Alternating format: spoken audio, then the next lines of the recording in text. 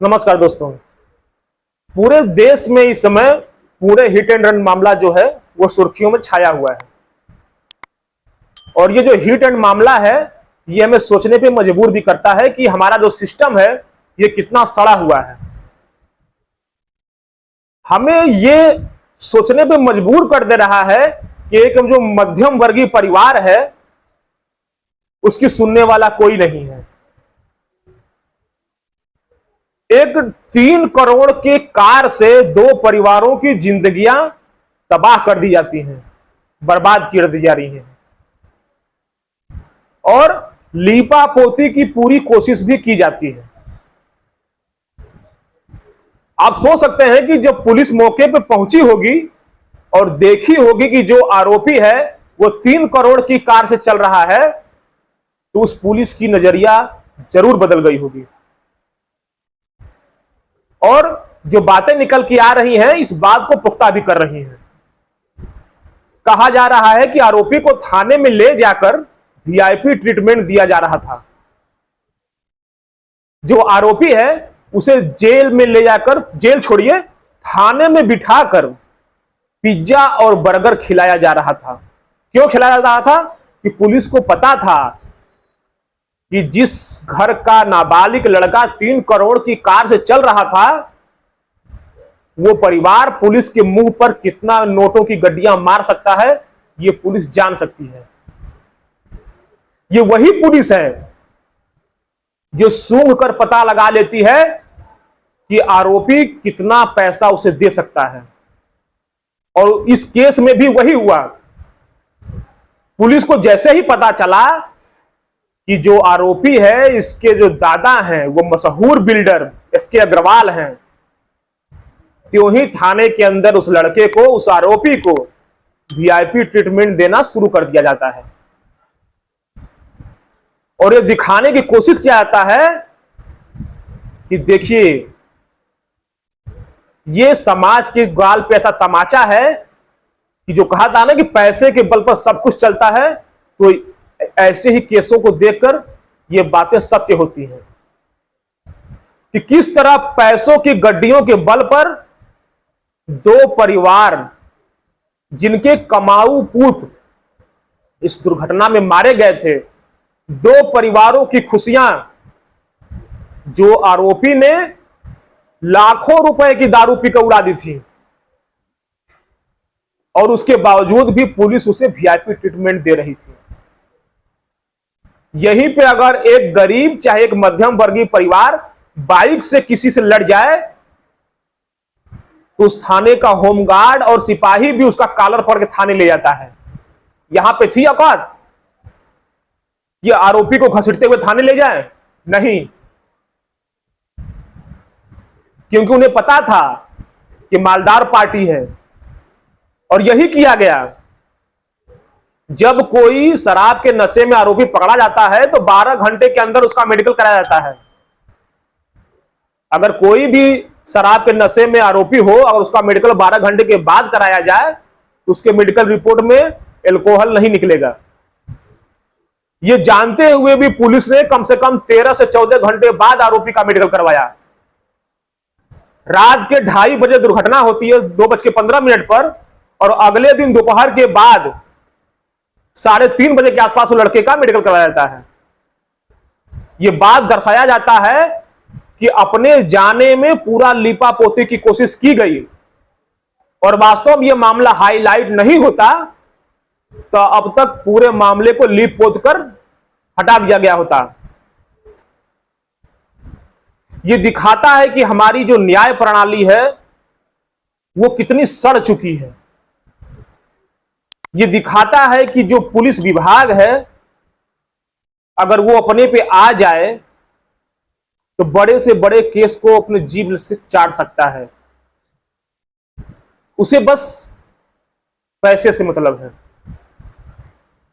अगर वास्तव में यह मामला हाईलाइट नहीं हुआ होता तो अब तक जो आरोपी है वो फिर किसी पब में बैठकर दारू पी रहा होता। 12वीं पास करने की खुशी में वो 2 परिवारों के बच्चों को काल के गाल में समा देता है। वो बच्चे जो उस मध्यम वर्गीय परिवार की जान थे, तो जब 12वीं की खुशी में, 12वीं पास होने की खुशी में वो 2 बच्चों की हत्या कर सकता है, तो इतने बड़े केस से जब वो जमानत में बाहर आ गया था, तो वो फिर पार्टी करता और सिस्टम के गाल पर फिर तमाचा मारता। ये सोचने वाली बात है कि वो लड़का जो 12वीं पास की खुशी में 60-70 हजार रुपए की शराब पी जाता है और पैसे की नशे में चूर होकर 2 परिवारों के लाल को खा जाता है, और इसके बाद भी कोर्ट से जज साहब उसे सजा देते हैं कि 300 शब्दों का निबंध लिख के दिखाओ। ये मतलब कितना हास्यास्पद स्थिति होती है। उस मां के ऊपर क्या गुजरती होगी जिसका बच्चा इस दुनिया से चला गया है, और वो सुनती है कि जो आरोपी है उसको कोर्ट ने इस शर्त पर रिहा किया कि 300 शब्दों का एक निबंध लिख के दिखाओ दुर्घटना के ऊपर। और उस लड़के के, जो आरोपी लड़का है, उसके दादा ने कहा कि इस आगे ध्यान दिया जाएगा कि ये कोई व्यवसायिक कोर्स करे और अच्छे रास्ते पर आए। उस लड़के के दादा के ऊपर भी आएंगी वीडियो में।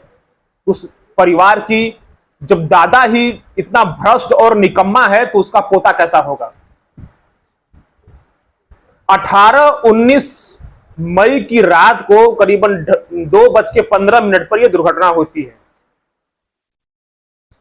जब समय दुर्घटना होती है, पुणे के, महाराष्ट्र के पुणे में एक जगह है कल्याणी नगर, वहां पे जब दुर्घटना होती है तो जो 2 मृतक हैं उसमें एक का नाम अश्वनी अवधिया, अनीस अवधिया जो लड़का था, और उस बाइक पर जो पीछे लड़की बैठी थी अश्वनी कोस्टा। ये दोनों किसी बर्थडे पार्टी से लौट रहे थे अपनी बाइक से, और ये जो आरोपी है ये 12वीं पास होने की खुशी में अपने दोस्तों को पब में लेके जाता है। वहां पे जी भर के दारू पीता है, करीबन 50,000 रुपए का। वहां उसका पेट नहीं भरता है, वो पब बंद होता है।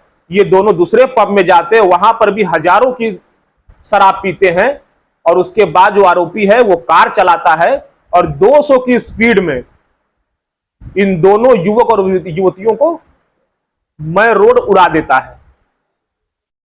टक्कर इतनी तेज होती है कि पीछे बैठी हुई युवती करीबन 20 से 25 फीट हवा में उछल जाती है, और ऑन द स्पॉट उसका डेथ हो जाता है। लड़का है वो खून से तरपतर हो जाता है, हड्डी पसलियां टूट जाती है। इसके बाद भी वो मौत से जंग लड़ता है, सिसकियां भरता है। वहां के जो चश्मदीद थे उसे अस्पताल ले जाते हैं, लेकिन हॉस्पिटल जाते जाते वो भी दम तोड़ देता है। आरोपी जो कार चला रहा था वो भागने की पूरी कोशिश करता है, लेकिन एक्सीडेंट में कार का एयर बैग खुल जाता है और वो वहां पे पकड़ा जाता है। वहां उसको पुलिस गिरफ्तार करती है। ये सारी जो दुर्घटना होती है ये 2:30 से 2:45, 2:15 पे एक्सीडेंट होता है। 15 मिनट पुलिस उसे गिरफ्तार करती है, थाने ले जाती है, और जो ही पता चलता है ये जो आरोपी है वो वहां के एक बहुत ही बड़े बिल्डर विशाल अग्रवाल का लड़का है। पुलिस को लगता है कि ये बकरा मालदार फंसा है और पुलिस उसके आओ भगत में लग जाती है। थाने के अंदर उस आरोपी को पिज्जा मंगाया जाता है, इसके बाद बर्गर खिलाया जाता है। आप सोच सकते हैं कि पुलिस अगर इतनी सेवा कर रही है तो इस सेवा के बदले उसे पहले ही मेवा मिल चुका होगा। जब भी कोई शराब के नशे में गाड़ी चलाता है, वाहन चलाता है, या फिर कोई भी क्राइम करता है, तो जब उसका मेडिकल कराया जाता है तो उस मेडिकल में अल्कोहल का एक लेवल आता है जिससे ये पुष्टि होती है कि वो शराब पिया हुआ है। लेकिन ये सारी प्रक्रियाएं 12 घंटा के अंदर करनी पड़ती हैं। अगर कोई व्यक्ति शराब का सेवन किया हुआ है और उसका मेडिकल अगर 12 घंटे के बाद कराया जाए तो उसके मेडिकल में यही आएगा कि ये शराब नहीं पिया है। पुलिस ने भी यही किया। उस युवक का मेडिकल, जो आधी रात में दुर्घटना होती है 2:30 बजे के आसपास, और उसका मेडिकल अगले दिन दोपहर के बाद 3 बजे कराया जाता है। जाहिर है कि मेडिकल में आया कि युवक जो थे वो शराब का सेवन नहीं किए थे। फिर उन युवकों को कोर्ट में पेश किया जाता है और जज साहब जैसा होता है, जज साहब ने कहा कि ये अच्छी बात नहीं है, तुम एक निबंध लिख के दिखाओ 300 शब्दों का। और वो तुरंत निबंध लिखता है। उसके दादा भी कोर्ट में उसमें उपस्थित होते हैं, जो आरोपी होता है, और कहते हैं कि इसको 15 दिन तक ट्रैफिक पुलिस के साथ रह के चौराहे पर नियम सीखना होगा। दादा भी कहते हैं बिल्कुल, और हम आगे ध्यान देंगे कि कोई ऐसा व्यवसायिक कोर्स करे कि आगे इसका भविष्य उज्जवल हो। ये जो दादा हैं, ये दादा का जो आरोपी के जो दादा हैं, इनका संबंध अंडरवर्ल्ड डॉन जो राजन थे, छोटा राजन से था। इसके दादा का अपने सगे भाई से 1200 करोड़ की संपत्ति का विवाद था, जिसमें आरोपी के जो दादा थे एसके अग्रवाल उनका नाम है। ये जो एसके अग्रवाल थे, इनका अंडरवर्ल्ड कनेक्शन है। आप सोच सकते हैं कि इनका एक लंबा हिस्ट्री रहा है अपराध का। चूंकि बिल्डर है तो था दौलत भी है। और जब कोर्ट से उन्हें जमानत मिलती है, आरोपी घर पहुंचता है, और ज्यों ही बात ये मीडिया में आती है, कोई एक पत्रकार थे जो कि इस पे न्यूज कवर करते हैं, और जब वहां पे जो मृतक उनके घर जाते हैं, उनकी मां का रिएक्शन लेते हैं, तब ये बात उछलती है मीडिया में कि किस तरह दो लोगों की बलि चढ़ने के बाद भी ये सिस्टम आरोपी को बचाने के लिए पुरजोर कोशिश किया। जब ये मामला उछलता है तब प्रशासन फिर एक्टिव होता है। सोचने वाली बात है कि अगर ये मामला इतना उछलता नहीं, इतना सोशल मीडिया पे इसकी हो हल्ला नहीं होता अगर इस मैटर का, तो ये अब तक ठंडी फाइल में दब चुका था। न जाने कितने नोटों की गड्डियों के नीचे उन मृतकों की आत्मा आज भी चिक्कार रही होगी। इस सिस्टम के ऊपर उन आत्माओं को कितना कष्ट हो रहा होगा कि मरने के बाद भी आरोपी को सिर्फ 300 शब्दों के निबंध के बदले छोड़ दिया गया। यह सोचने वाली बात है। अगर यही मृतक किसी बड़े नेता, किसी जज, किसी अधिकारी, किसी बड़े व्यवसायी के पुत्र होते तो यही सिस्टम देखते आप कि किस तरह से एकदम दूसरे एंगल से आरोपी को दबोचता। लेकिन यहां तो उल्टा था। जो मृतक थे एक मध्यम वर्गीय परिवार के रीढ़ थे। जब किसी मध्यम वर्गीय परिवार का बच्चा कमाने लगता है तो वो परिवार उस बच्चे को लेकर हजारों सपने देखता है। वो देखता है कि अब ये मेरा परिवार जो न जाने कितने कष्टों के बाद यहां पहुंचा है, जब इस परिवार का लाल योग्य हो गया है तो अब इस परिवार के सारे सदस्यों का भाग्य बदल जाएगा, सारा परिवार का भाग्य बदल जाएगा। लेकिन ये जो राक्षस आरोपी था, इन बच्चों को इस तरह से काल के गाल में समा दिया कि उन बच्चों के साथ उन परिवारों के अरमानों की भी हत्या हो गई, उस मां की भी हत्या हो गई जिसने सपने में भी नहीं सोचा था कि उनका हंसता खेलता बच्चा अचानक किसी और की गलती की सजा पा जाएगा। यह सोचने वाली बात है।